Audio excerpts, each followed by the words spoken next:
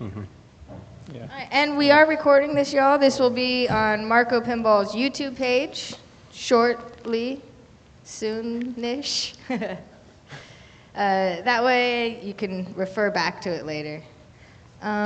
So without further ado, welcome Cobra Pin, making custom games with Cobra Pin pinball controller. We have Thomas, Michael, and Adrian on the stage. Y'all go ahead and introduce yourselves and take it away. Yeah, so my name's Thomas Fulenwider. I made the Cobra Pin back in 2021, and so I've been doing it since then. And I've also brought a couple of custom games to the show here. None of them are fantastic, but I'm focusing on the electronics, so that's my excuse. Mike Latiolais. I am a customer of Thomas's. I've made 2 games and brought them to the show so far, Middle-earth 2.0 last year, and Escape from Hell, both last year and this year. They're both Cobra Pin based, and I'll be talking a little bit about lessons learned there, and then also talking about another manufacturer who can help you guys with starting off playfield work. Okay. My name is Adrian DeGroot. I built a custom joust, which was here last year and this year, and I'm looking to build another head-to-head based off of joust and other head-to-head games, and I'll be using the Cobra Pin system. So I'll be talking about some lessons learned from my builds. Right. Thank you. All right, do you want to go back to the slides? All right, let me step out of the way here. All right, so here to talk about building custom games with Cobra Pin. So go ahead, next slide. All right, so general overview of what the plan is. I'm going to talk about an electronics overview, Cobra Pin itself, and do a little bit of a build demo over here. Mike's going to talk about his Middle-earth, Escape from Hell, and Trident Pinball as a resource, and then Adrian is going to talk about his head-to-head game. So go ahead. All right, so when you look at a pinball machine through an electronics lens, it's actually quite simple. You just have lights, coils, switches, displays, and sounds. That's basically it. So, you know, for the lights, you have inserts, general illumination, flashers, coils, you got flippers, pops, slings, etc. Switches, you got buttons, optos, targets, rollovers, and displays. You have segment displays, DMD, monitor, etc. And sound, you've got speakers, bells, and chimes. And really, the bells and chimes are just sounds that are masquerading, or coils that are masquerading as sounds. And then the segment displays and score wheels are also masquerading as something else. So it's actually essentially just lights, coils, and switches that you're dealing with for a controller. So go ahead. All right. So then when you look at a pinball machine and how you control this pinball machine, most of the modern machines have some sort of computer. It could be a mini PC, a single board computer, or a desktop that you bury in the bottom of the joust. And then that has to control, that has a logic for your game. So that computer is going to control your sound system, and it's going to control your monitor or your DMD.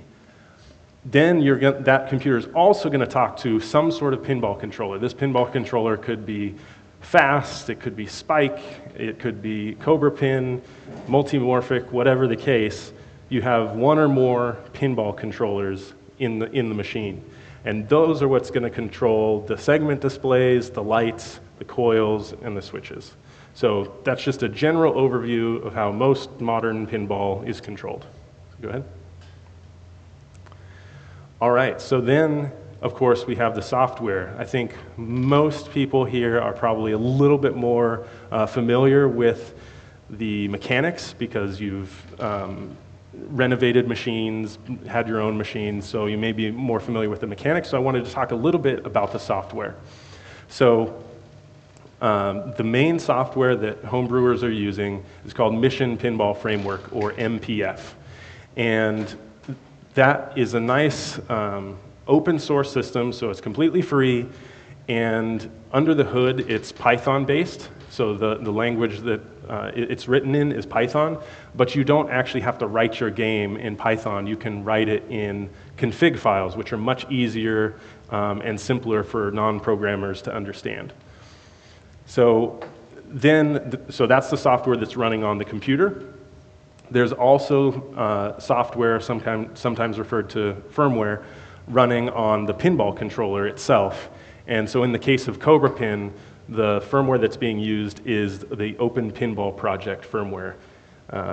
And one of the nice things about Open Pinball Project firmware is that it's very configurable. So, the COBRAPIN can actually be reconfigured on some of its outputs, and I'm going to show one of the cases here where you use one of the input pins as a servo output, an RC servo output.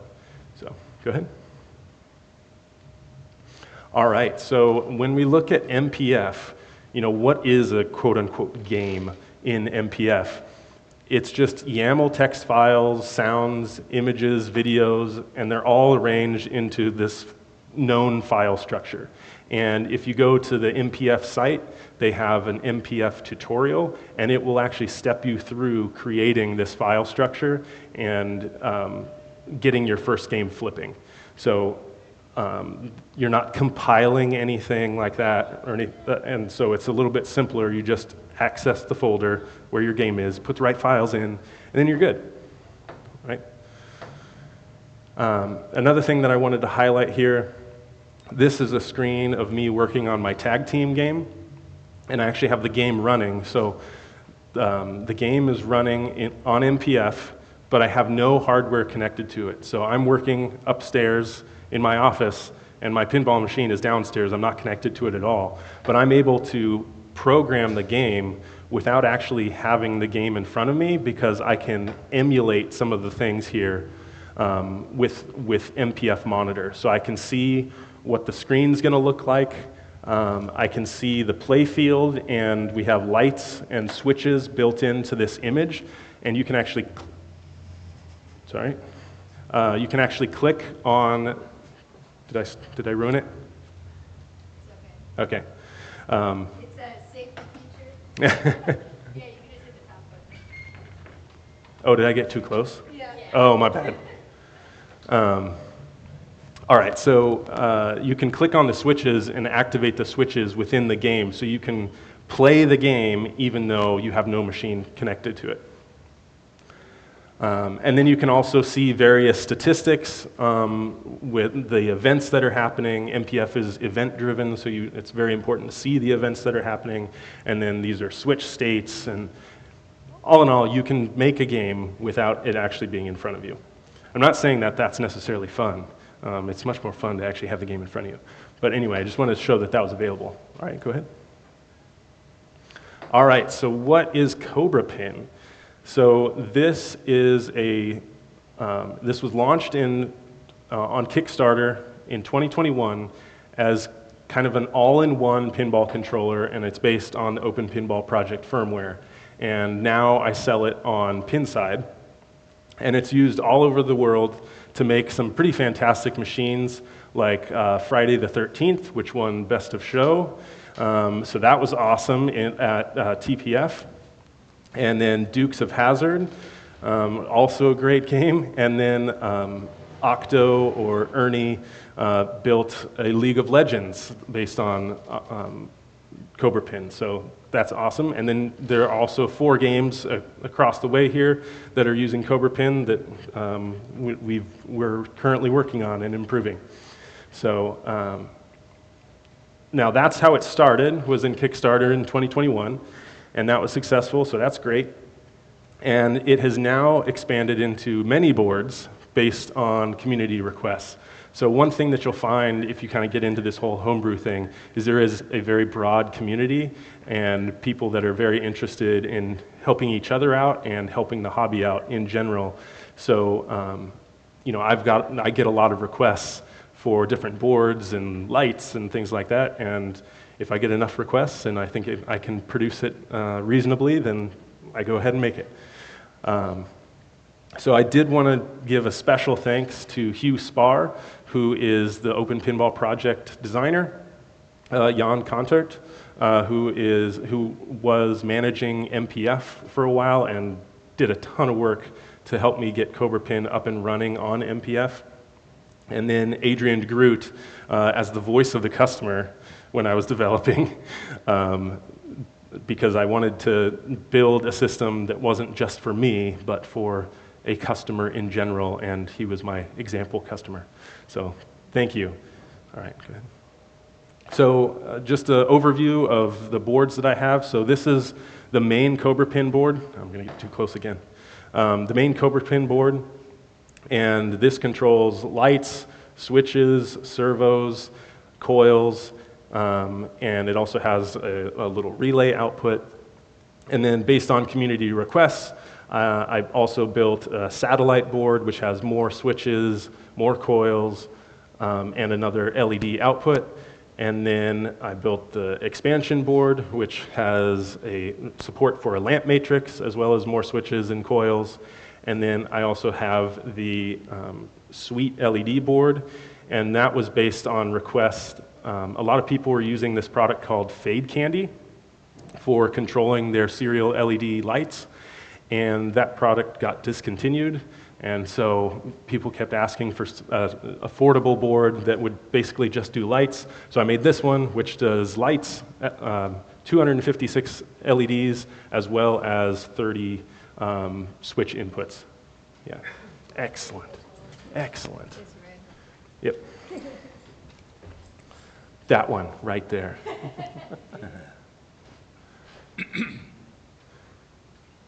All right. And then, based on community requests and my own desire to trick out my pinball machine, I started making a bunch of serial LED lighting. So I have these insert boards. They come in panels. These come in panels of 45, and then you can use those to light inserts or light GI light pipes. So I have some examples over across the way if you want to talk to me afterward, and I can show you. And then I also make these star post LEDs. There's 8 LEDs in those, and so you can get some swirling effects. And then also dome and pop bumper LEDs. These are actually the same board, and they both have 8 LEDs in them, all full color. And then this past year, I've been working on connectorizing all of my LED boards so that it's just kind of plug and play. You don't have to do soldering to get your lighting up and running. So, all right. And I also made segment displays because Adrian wanted segment displays for his jousts. And I resisted for quite a while, and then was finally able to find a good way to produce them. With commas, too. Yes, with commas. So I have 8-digit and 2-digit, and they can be connected together to make, like a 2x16 display or a 1x32 display or whatever you want. And then the 2-digit is for like a ball or a player count or a playfield timer like in Rick and Morty or something. So, yep, I have segment displays. All right. And I wanted to let people know that there is more to come, more boards to come based on community requests. And I'm currently working on a new distributed board set. So the original COBRAPIN is intended as a all-in-one controller. I've got a number of requests for actually a distributed system from some small manufacturers who want it to simplify the wiring. So they're willing to pay a little bit more if the wiring gets a little bit easier. So I'm working on that. I hope to have it out in the next year or so. Go ahead. All right, and I'm gonna do a build demo here, and stay tuned because there will be a chance to win some swag. So I'm gonna go ahead and move down here and get started on that.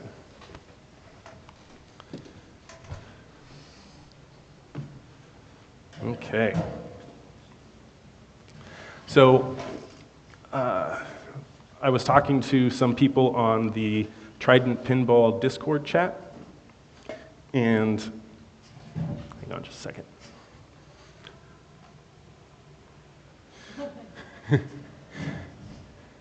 And asked them, hey, what would you guys like to see in some sort of build demo? And they said, we want to actually see you connecting up a COBRAPIN board so that we know kind of what's involved here. So I made this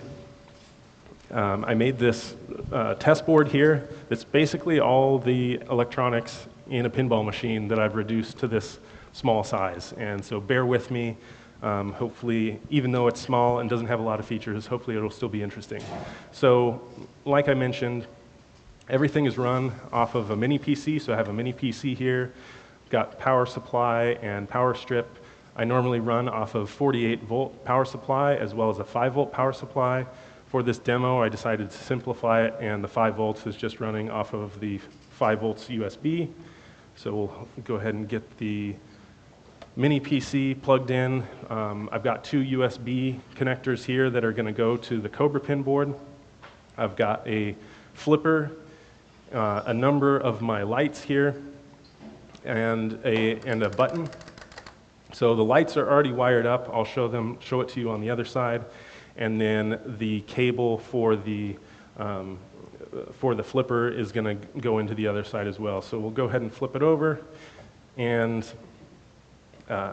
so the lights in this case, I'm using my insert lights, but I have these light pipes, GI light pipes, similar to like Jersey Jack does the same sort of thing. All right, so we'll flip it over. And now we have the COBRAPIN board here. And again, just to highlight, there are 24 coils up here on top with the 3 connectors. I've got power input and output along the side. Everything is fused, and we got power filtering and 2 small processors here. And then switches are along the bottom, and then 2 LED outputs. So each LED output can support 256 RGB LEDs. So you get 512 RGB LEDs with this board. So again, I said there was USB coming from the computer, so we'll go ahead and connect that to our processor boards here. And then I also have a really basic sound system here, so just a Bluetooth audio connection to the computer, and self-powered here with a 5 1/4 speaker. And then I also have one of my segment displays, and this is going to be connected via the serial LED connection. So we'll go ahead and connect that up to the serial LED output here. And then, so with any of these serial LED devices, it's all in a chain. So it goes into this device, comes out of that device into the next thing. And in this case, I'm just using this little jumper connector board. And then this cable here ends up going to the lights that I showed you previously on the other side. All right. Now, this is the 48-volt input that came from the power supply on the other side, so we'll go ahead and connect that to the power input. And then I mentioned that these are fused, there are fused outputs for the coils, so I have my connector that has the power supply running to the flipper. So we'll go ahead and get that connected. And then the actual coil itself, I'm using a dual wound Williams coil. So I've got a hold and a power connection here. And one thing that I want to stress when connecting to the coils on the COBRAPIN is there are 8 coils per connector, and it's a 9-pin connector. So there's 1 extra pin, and it's used as a key, like Williams did long ago. So don't use that pin. It's marked here as with an asterisk.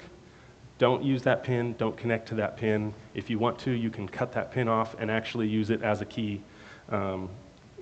Because if you do connect the wrong thing to that pin in the wrong way, you will blow a transistor. That being said, I have these transistors on here that are surface mount. Most people don't want to replace a surface mount transistor, and that's fine. I have a YouTube video on how to replace these where you just cut 2 leads off of it, and then there are through holes for inserting another transistor that you can solder through holes, so it's a little bit easier.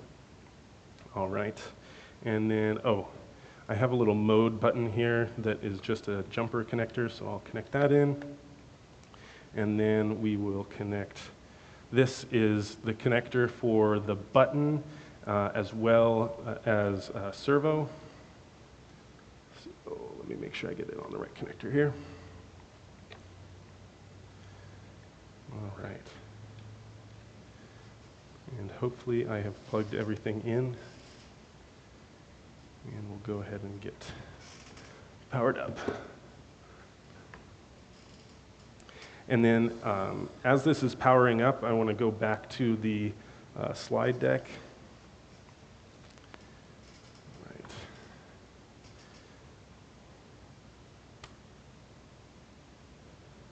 Nothing's exploded. This is great. All right. So one thing you may notice, I don't know if, so if we can go back here, sorry about that. It boots up with this weird test pattern, and then the lights have this test pattern. That's just to let you know that the lighting system is working. MPF hasn't booted up yet and taken control of those lights, so we'll just wait for it to take control of those lights.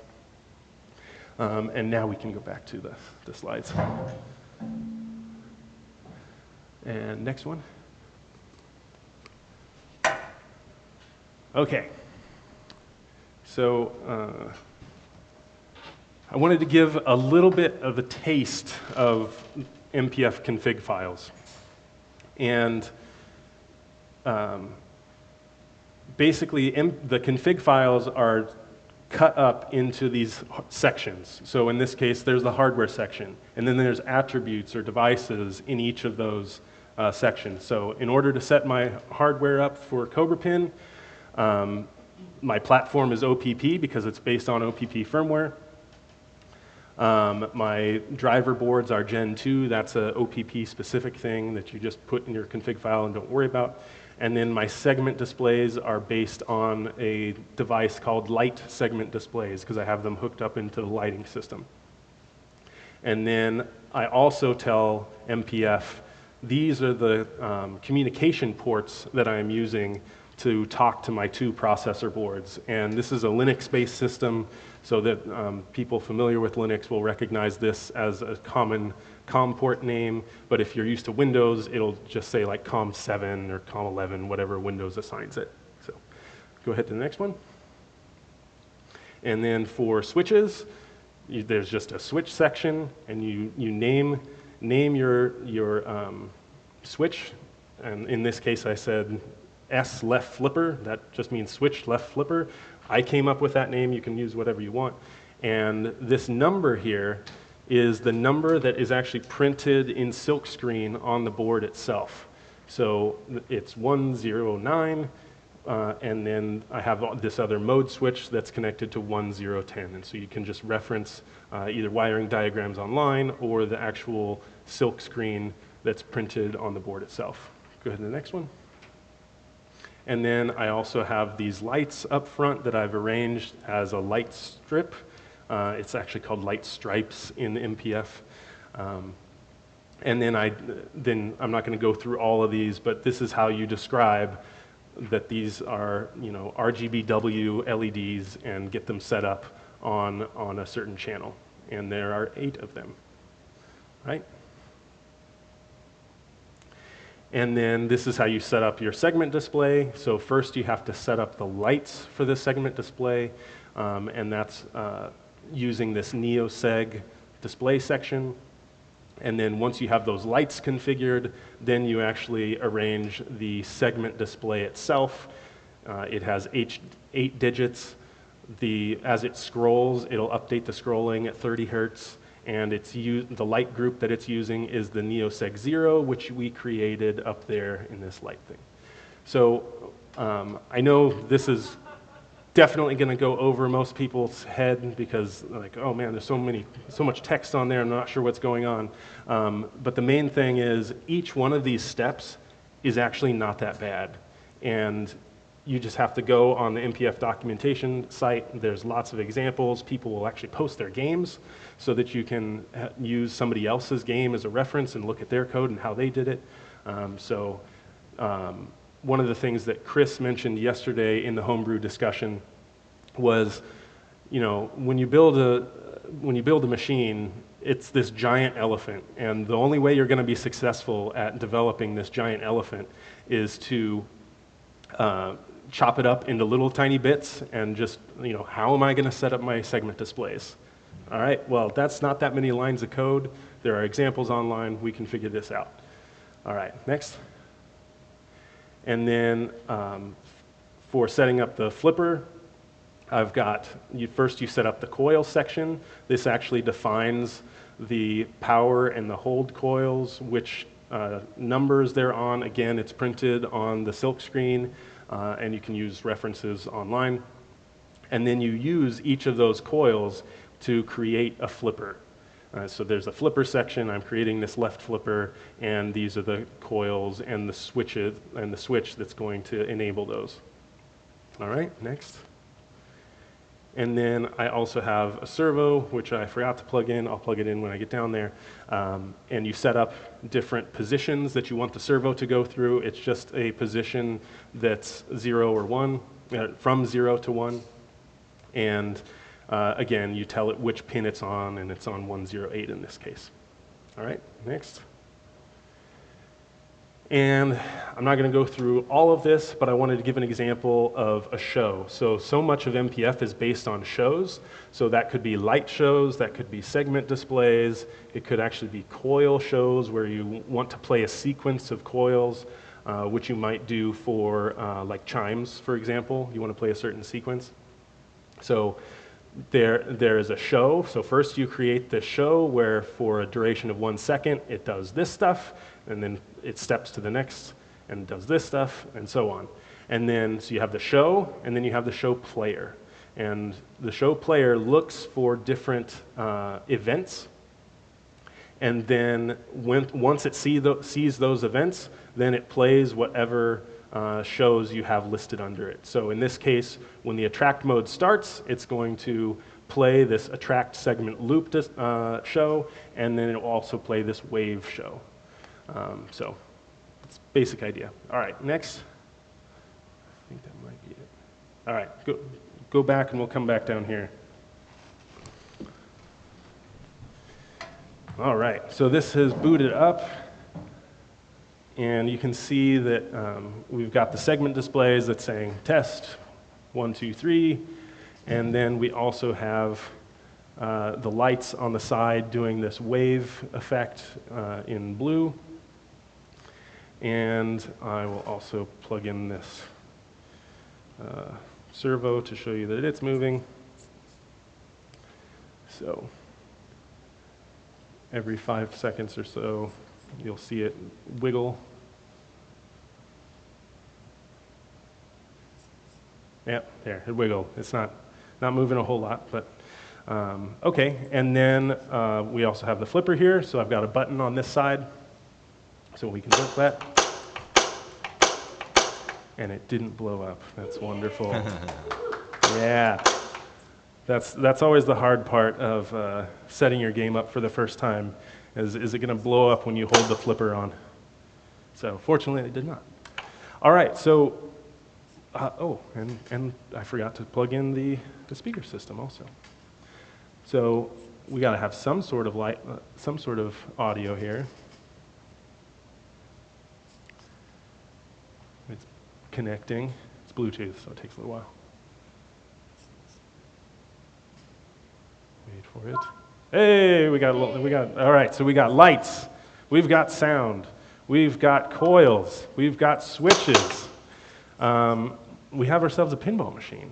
It's not that impressive though, right? Like, I mean, cool, we did something, but like, part of making a pinball machine is spicing it up a little bit, right?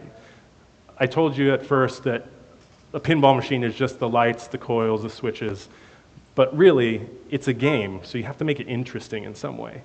So I wanted to try something. It's still not going to be the greatest pinball machine, but it may be better. So let's put it in a different mode. Yeah. So now we're in a different mode. It says COBRAPIN rocks now instead of just test 1, 2, 3, so that's good. We're going to switch out this servo to something a bit more interesting.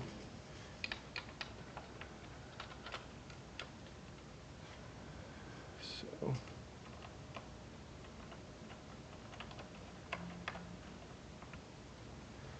get that plugged in. All right, so now we have some new mechanics, but I feel like we're missing a little bit of artwork possibly. So, you know, got to do something here. So we'll get that hooked up here. All right. Yeah, we should do the other side. Sorry, you're not going to see this part.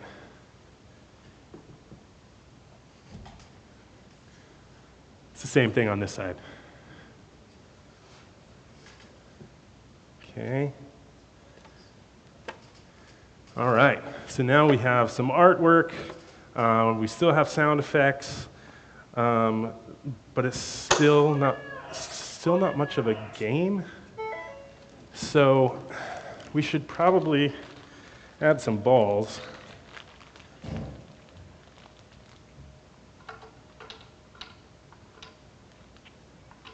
And these balls have numbers on them, which will be useful for if you get one, then you can get some free stuff up here at the end. So what's the best way to get these out to you? Probably need a shoulder strap.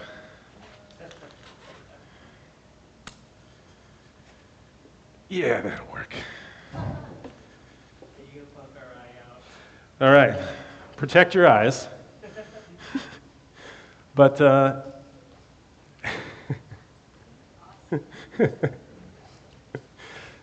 yeah, we have a pinball machine here, and I think this might be the first one with a shoulder strap, which is great.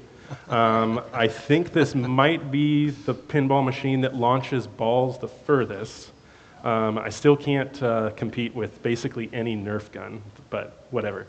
So, are you ready, sir? All right. It bounces, so it'll probably hit the ground first, to be honest, but here we go. Actually, it's not going to do it the first time because I don't think it's loaded. Okay, now it's loaded.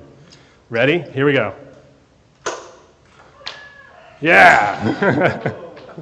we got a game. All right. So I'm going to launch a couple of these, so if you can get a ball here. Here you go.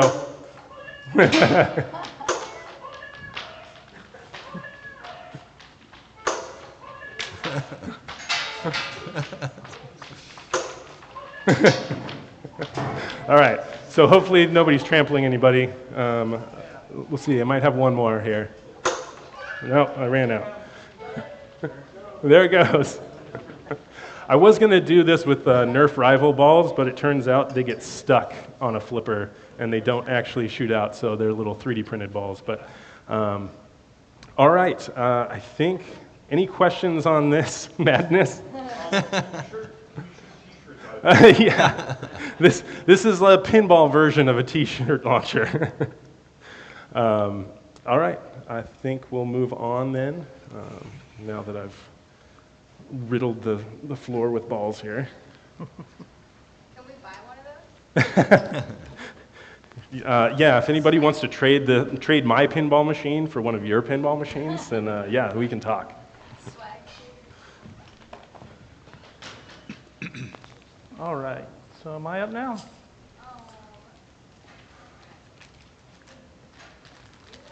Okay, so my name is Mike Latiolais. I'm a builder. I am not a vendor, but I am helping out a vendor today. So Thank you. the COBRAPIN is a great controller system.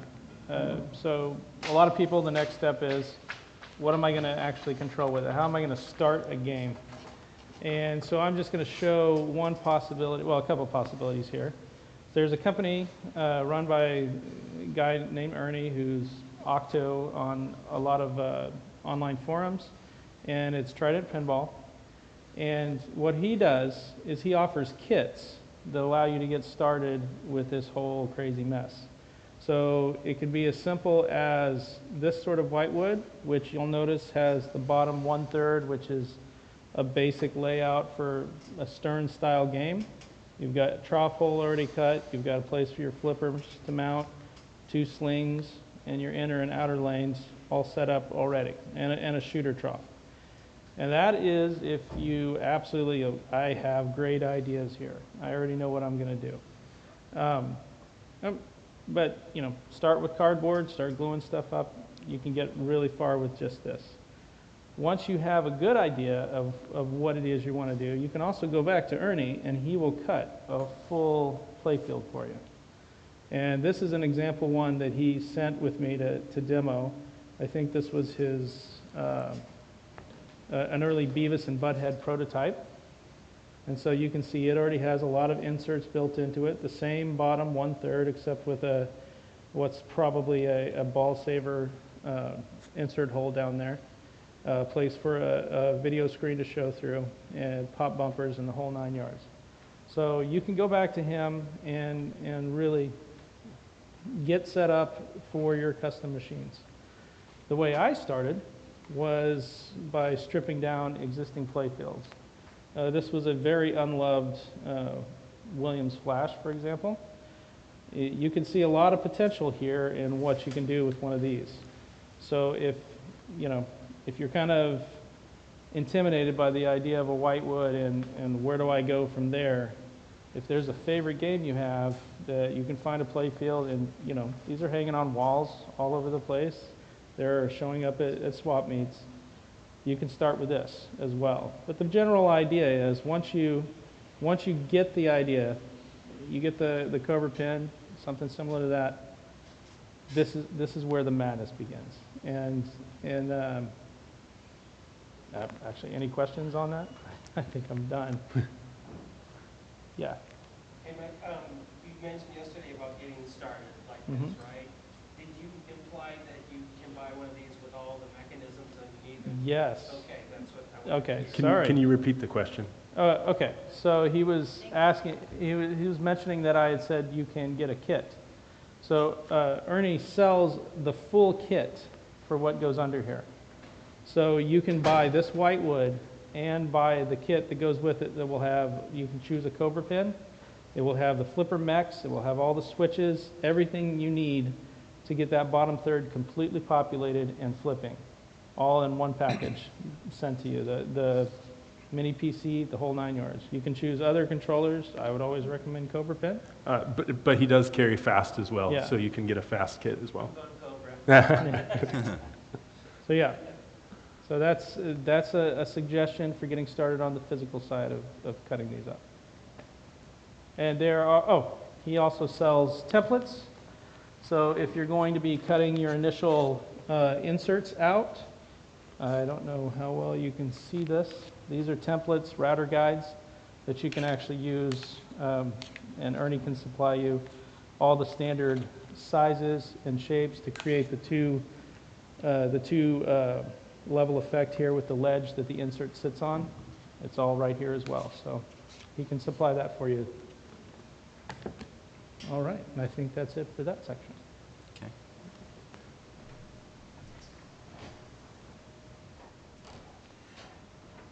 Yeah, there's Yeah, there's oh, the there we Trident information. Yeah, Yeah, good. you can, Oh, yeah, Oh, so yeah. there's a discount for the show, 15% off with that 15 off, and then the link's right there. Yeah, and I believe that's for this weekend only. So this is the last day. So 15 off is the code.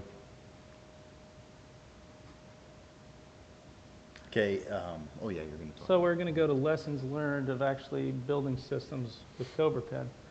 So my first project wasn't a complete custom. It was a brain-dead Atari Middle Earth that came to me completely. It wouldn't even power up. I went ahead and pulled the NPU and driver out. I pulled all of the power out. Started rewiring it with a Cobra pin and a satellite board to begin with. Runs on MPF like almost all of these do. The hardest part there was really switch wiring. Atari has a strange way of wiring up their switches, no switch matrix, so rebuilding that in place took a long time. I ripped out the lamps, put in serial RGB lamps similar to those, and once that was done, I didn't want any other physical changes. I wanted it to be Middle Earth, but I didn't want, you know, adding an extra ball in there. I didn't want to add mechanisms. It was all going to be just new rules and new scoring and things like ball save and stuff like that. And it turned out really well. It turns out you can do some things with like the upper loop up there that they never really played with, and it became, in my rules, it became like the center bonus shot for Munsters, where you go from a 2x, 3x, then a 6x bonus. It did the same thing with hitting the loops. I think if I was starting off now building that, I would probably try a little harder on getting the switches in place to connect up to the Cobra pin, because that really was the bulk of my time there. And I don't know if anybody got to play that. That was here last year, and someone has purchased it now, and it's in their home. And hopefully they're improving it. So I think we can go to the next one. Okay, so this is a picture of the controller system. You can see I have a Cobra pin, and I think that's the satellite board, right? I always get the satellite, and see which one's the lamp. Yeah, that's the satellite. It's the, yeah, there you go. Yeah, so that's the satellite board and the regular original Cobra pin. For my PC, I tend to use old Chrome boxes.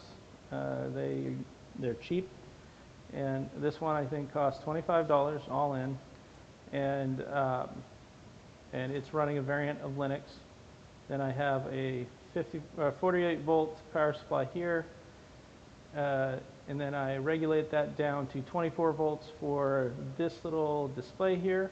That's the HDMI display, and it's basically just the display out from the computer itself.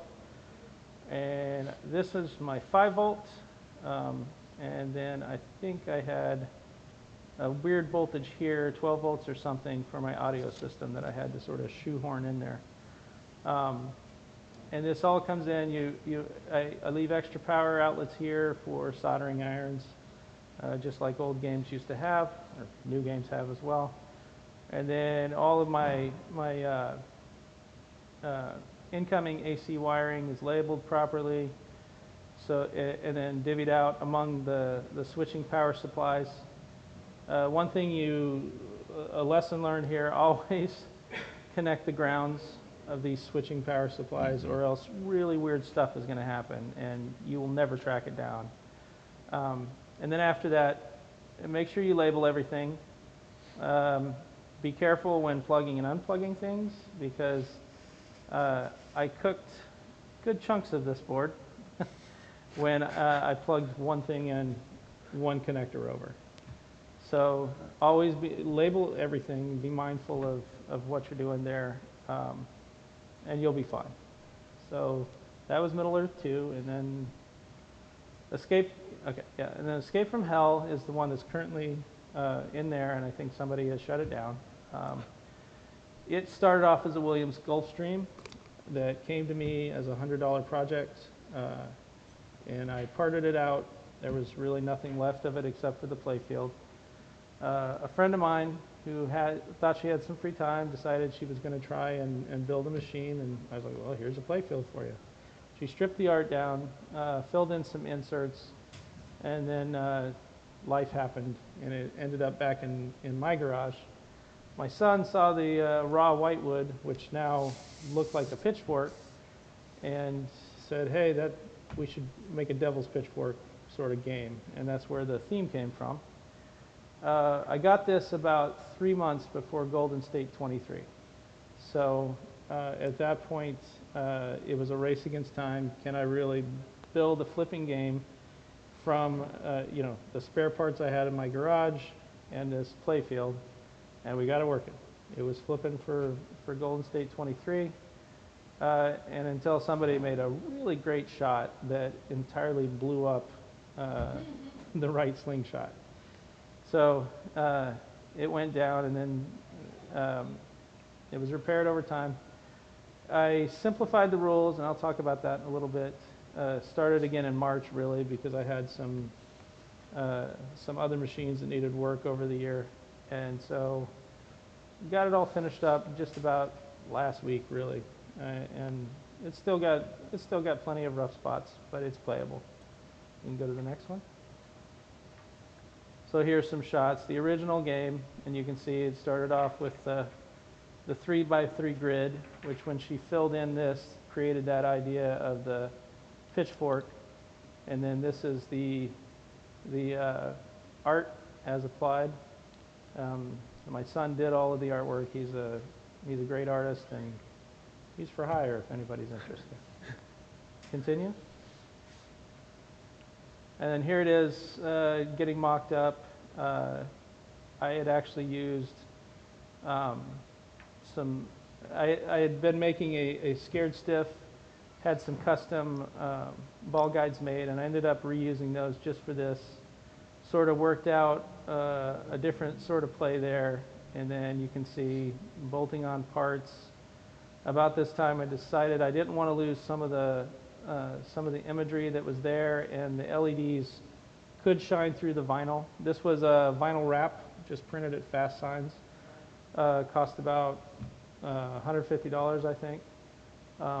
It was at this time that I realized my switch wasn't going to be playable like that, so it ended up becoming a different shape up here. But aside from that, everything was basically built. The original design we had for the kickback here, this is a sort of like the Jagoff kickback from F-14. And I decided that would be the throne from hell, or the throne of hell, and that's what you fire into to make jackpots in multi-ball mode. So that one, we got it constructed, but it was too tall, so it didn't make it into this version. We'll rebuild something. Go ahead and go next. And then, so my lessons learned. The first thing is don't try to make the game overly complicated.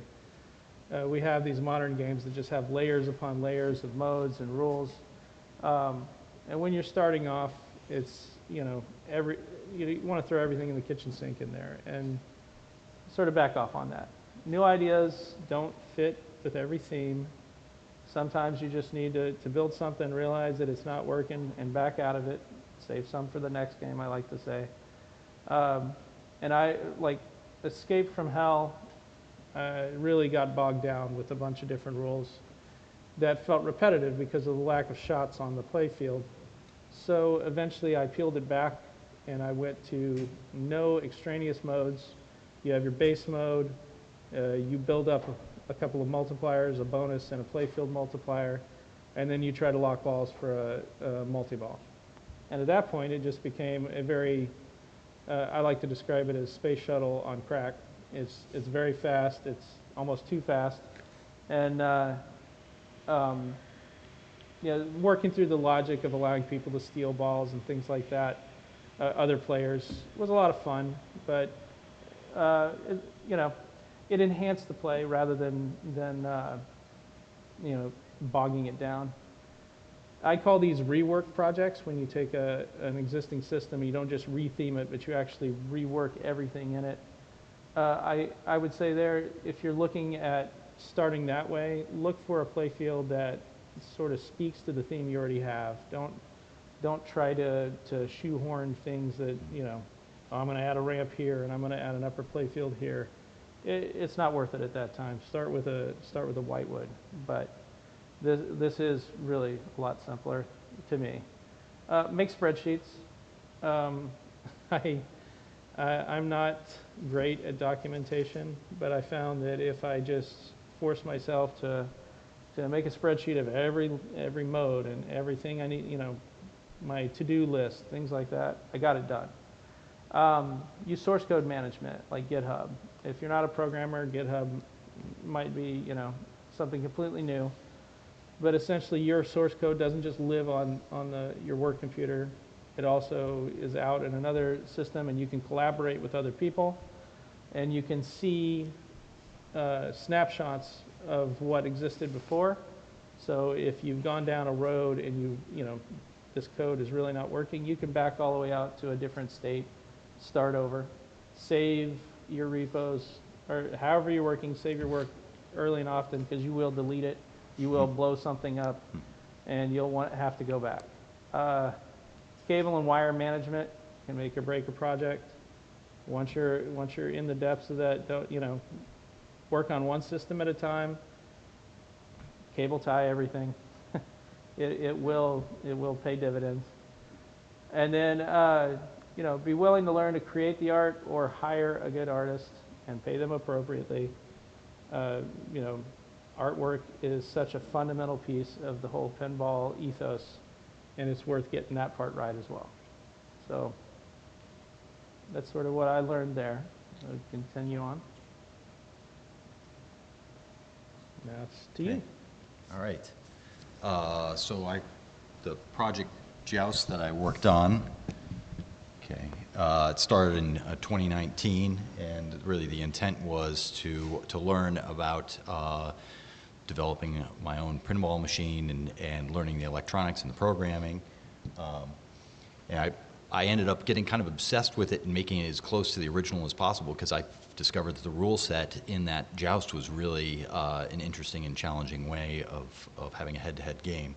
But I built it from I purchased the play field and then built it up from that, and got mostly new parts.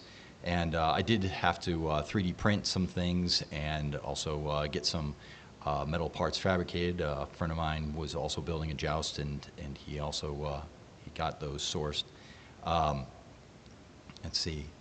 The original cabinet, actually I should switch it to the next slide so you can see some of the pictures of it, what I'm talking about. So yeah, there was a lot of development of 3D printed bits that I couldn't find. So in the middle there, let's see, pointer there. So like these, the ball launcher there, I couldn't find it at the time. I 3D printed that. Some of the ball guides, I 3D printed those.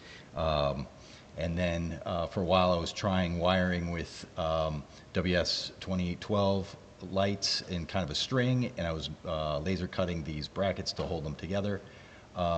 And some of the lessons learned from that, I like Thomas's lighting configuration that he's doing now a lot better. So you can change out as opposed to having all of these circuits linked together in case a light burns out. So here was wiring up of the system. There was a lot of mechs going on in there. Learned to solder and crimp connectors. That's going to be a big part of it. And it seems intimidating, all of these mechs on here, but really you just work it a little bit at a time, and you'll end up accomplishing a lot. Just keep at it. And then over here I was programming. I could switch to the next slide. Okay. So over here, like Thomas was showing before, here's MPF running a game, and so you can do this remotely from the machine and develop your code and go through a lot of the different modes, troubleshooting it on there before you go to the game. Also, what was developed when I was working on the Joust was these segment displays Thomas made. Getting those to work really added to the game, and also that you could do alphanumeric and write out things, where the original game didn't have that.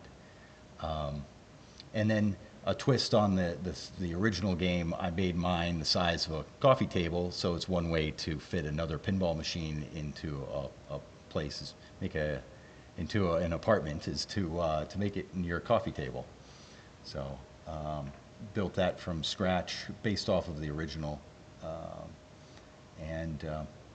yeah, so it was a lot of work and a fun project. And then switch to the next slide.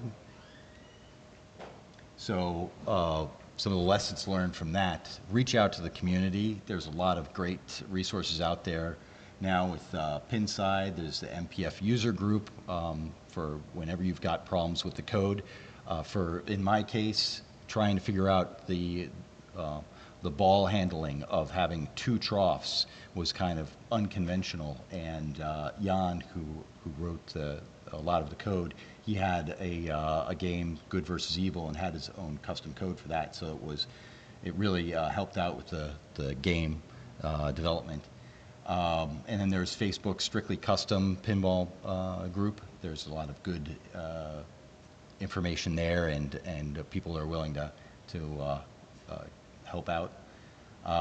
And then Facebook, How to Build a Pinball Machine. I gotta give him credit for the little brackets that I used for the ball guides. Those are 3D printed, so a lot of inspiration from his site. And basically, you want to research and build out a BOM of what you need. I had to do that a lot with Joust because I didn't have any plans. I had to figure out what made up the original game. And then also what helped with figuring out the modes and how to program them. I've made flowcharts to try to figure out, okay, this step leads to that step, leads to that step, and what code do I need to do in Mission Pinball framework. As mentioned before, become proficient at using a multimeter, soldering and crimping. You're going to do a lot of troubleshooting, and you're going to end up blowing stuff, but letting the magic smoke out is a rite of passage. And you'll end up doing that. And then switching power supplies. I know some people who have made homebrews and they've tried to stay with the transformers, and really the best thing for these homebrews is using a switching power supply and also kind of sticking to the 48 volts. A lot of the stuff that you'll buy now off the shelf is designed to be working at 48 volts. My system, I was going by what the original coils were, and it was for 28 volts, so a lot of the coils were designed for that. So I'm kind of stuck. I was stuck having to replace a lot of the coils and the things that I had bought with higher strength coils. And then, yeah, 3D printing and laser cutting is great technology, or know somebody that has one. Thomas cut out a number of laser cut things for me. And yeah, as mentioned before, using the replaceable RGB W sticks and branch lights instead of WS2812. That's what I'm going to do on the next one I build.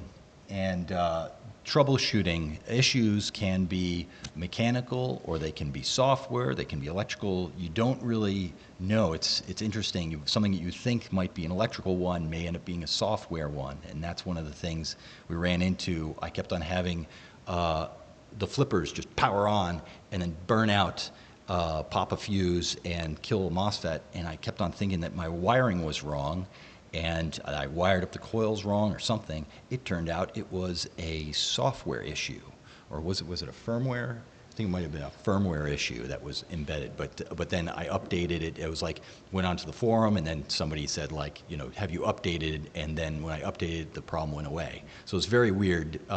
You get used to these kind of troubleshooting things. And then also that was the reason why Thomas put on the COBRAPIN board the ability to replace a MOSFET, was from that experience, or that they're through-hole MOSFET replaceable. And then, one other thing, both Michael and Thomas used a populated play field. If I were to do it all over again, I think that I would have started off with something like that, found something that was, from an original machine, or even something that didn't have electronics in it, and took it from there.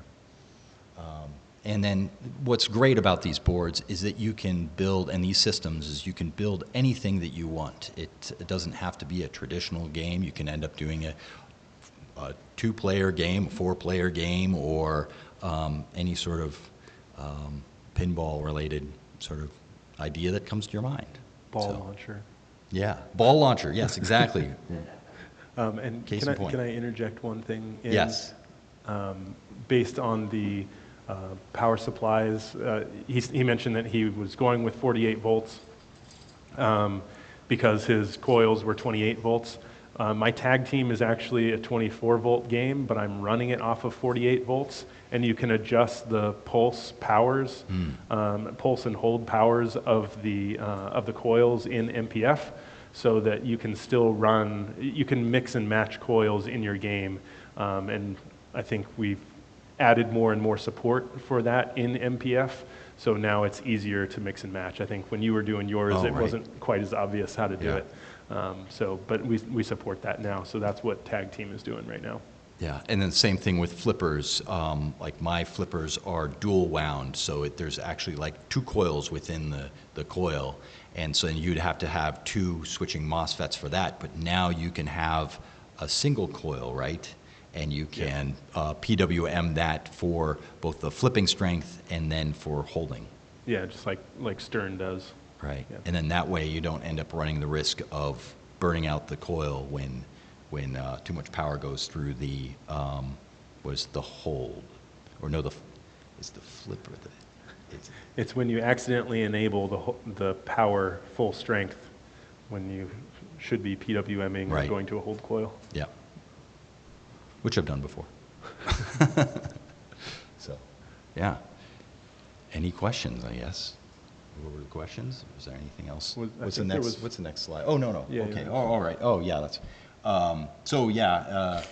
for the next one, I'm going to be building a head-to-head, my own version, and just from the coils that was on the joust, this is what you would need, or what I need for a Cobra pin, the controller board, and then also a satellite board to cover all of the coils that are needed. So 24 from the controller and then 8 from the satellite is what's offered for covering the 26 coils that I need.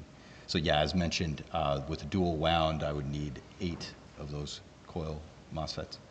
And then 58 direct connect switches, so that's how I ran mine, was instead of a switch matrix, it had a direct connect. And then in my machine, I had 120 lights, so I'd probably do about the same or even more. And then also had the segment displays, so I had 4 of the 2 segment displays and 2 of the 8 segment displays. So, next slide. So yeah, as mentioned before, we've got replaceable transistors on the Cobra pin board, and then the processors are also replaceable. There's a blue pill board. I think you're making your own ones of those. Yeah, I couldn't get good enough supply of the blue pill board. It's kind of a common STM32 based board, so I ended up making my own so that I can have assurance of supply. Coil LEDs that work without coil power, so then that way it's easier to troubleshoot instead of kind of guessing what's working, what's not. And then all of these additional boards were developed through user input. The expansion board, the satellite board, those Neo serial segment displays, and they come in many different colors too. Yeah, the one I started off with the orange ones, and then had a yellow for the yellow side and the blue for the blue side to kind of indicate which one's player 1 and player 2. Yeah, and all the lighting products, as demonstrated by the flashy lights right there. Very nice. Okay. Next slide. Okay, so yeah, links on where to learn more information. Yeah, do you think we can get those added to the YouTube description? Awesome, thank you. Cool. Right. Are there any questions? Okay, now it's question time. Yeah. Yeah, go ahead. I'm going to pass the mic around just so we can get good audio for the questions. what kind of processor is used for the boards? Yeah, so it's a STM32F103. It's a very common STM32 processor, and yeah, it's most often used in what's called a blue pill board. You can buy them off of Amazon, but like I said, I couldn't get them with enough quality reliably. Any other questions? Yeah. Thanks for a sleepless night. Last night at 3 in the morning, I woke up and tried to install MPF. I have a small computer, gaming computer, Yeah. and I did okay. I got the right version of Python laid down. Yep. I didn't understand the environment, the unique environment that goes along with it, but I did get the right version of MPF as well. Mm-hmm. So I feel like I have the three most basic components down. And at the end of that, I should get a demonstration screen that comes up that says, you know, welcome or hello, or I saw something in the tutorial about that. Yeah, so in the tutorial, I think it talks about downloading a demo man example, and so you can run the demo man example. I will say that MPF installation is currently the hardest part of using MPF. It's just getting it installed. Right, yeah. They're currently working on it, trying to make that process a little bit smoother. And one of the main issues is MPF is actually broken up into two parts. There's the core MPF, like logic side, and then there's a media controller side. And the media controller side is the one that's causing most of the problems. And so they're actually going to introduce a different media controller in a future rev of MPF that should make it easier to install and easier to work with. Cool, okay. Second part of the question is this concept of the environment. I don't have the buzzwords right, but it said, you know, in the install, create this environment. Are you talking about a virtual environment? I don't know the buzzwords yet, Yeah. but there was, when one of you mentioned downloading other people's examples, do you put that in the same environment, or would that be in a different environment? Well, what the virtual environment does is you've installed Python, right? And now you can tell it, I want you to create a virtual environment where when I've activated this environment, I now only look at this version of Python, and I can build MPF within this sandbox. And now if I want to experiment with different versions of Python or an upgraded version of MPF, I can go and build a new sandbox. And therefore, you know, if your MPF is, or your Python is set up with your operating system, you don't have to go gut it. You can make those changes without messing up your original version, things like that. Right. It's a lot more flexible. Yeah, so for a beginner like me, I'll just keep it simple, stupid, right? So I'll just have one environment until I'm off and running, Right. and I understand what's happening. Right. And then, sorry, as far as downloading somebody else's game and running it, so I've had that where somebody had some sort of issue and we couldn't work it out just over email. And so I asked them, would you be willing to post your game somewhere so that I can just download it? And it's literally just a folder that you put anywhere on your computer. And then when you're in a command prompt, you change directory to that folder. Mm-hmm. So you just open that folder in a command prompt and then run MPF. Right. And then it runs their game. Okay, I think I'll be up late tonight working on Yeah, that. yeah. Thank you, friends. Yeah, the main thing is that you're in the right folder of where you've got the project, so you can have another folder that has a different project, and then, but you just go to that, and that's where you run the MPF command. Okay, I'll give that a shot. Yeah. Second question that I know I've asked several of you. Using vinyl as the first layer, kind of the quickest way in. So can I do a vinyl wrap, and then what did you do? Did you clear coat? No, all I did was took a, I want to say it was a probably smaller than that, a very thin sheet of polycarbonate. I just picked it up at Tap Plastics.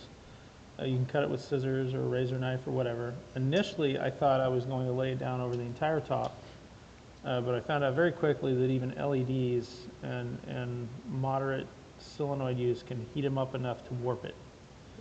And at that point, there is a part of the thread where some cussing happened. But I woke up one morning bound and determined to solve the problem, and I went and I cut it into a floating playfield protector style. And at that point, it floats. There's nothing holding it down to create the warp points, and it still protects the art. On my next one, I'm probably going to try clear coating on top of the vinyl. Yeah. Thomas, at one point in time, you had a playfield that you had done a wrap on and then did a cutout playfield protector, right? Well, on my tag team tussle over here, yeah. it's still the original artwork, and I tried to level out as much of the inserts as I could, but it was a really rough game.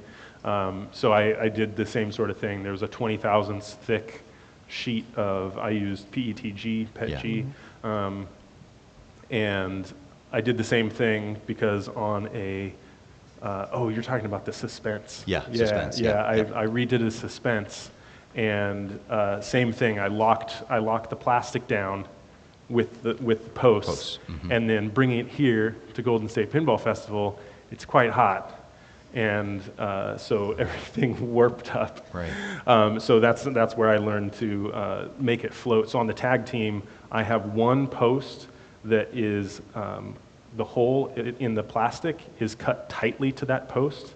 So it's kind of locked in with that post, and then there's another post on the opposite end of the playfield where I cut a slot that tightly fits over there. So then that way, it's still locked in position, but if it expands or contracts, that leaves it free to do that. It's like having a floating floor. Yeah. Doing a floor installation. Yeah. Okay, thank you. Good presentation. Thanks. Well, thanks.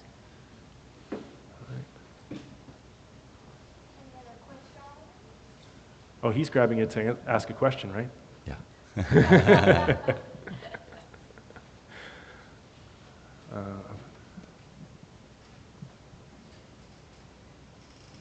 Am I allowed to ask you a question? Yeah. All right.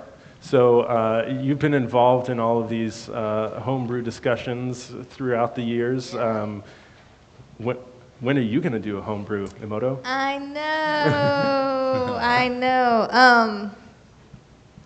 I don't know. So actually, as coming from a video game world, I just was introduced to Pin Builder on Steam. Yeah. And you can make your own pinball machine on that too. And Anna's done a lot with the physics of, you could do rubbers, silicone, all stuff like that. That makes more sense in my brain than when I look at the coding and stuff with the Vision framework. So I will probably start there in like a Sims kind of version. And then she's actually working with Ernie at Trident. So the playfields that you build in that game, you can print giant sheets that he can take and do the CNC cutting on. Nice. So that's awesome. yeah, Very cool. it'll happen. It'll Yes. happen. Constantly inspired by y'all. So thank you. I did want to thank Marco Specialties for sponsoring all of this.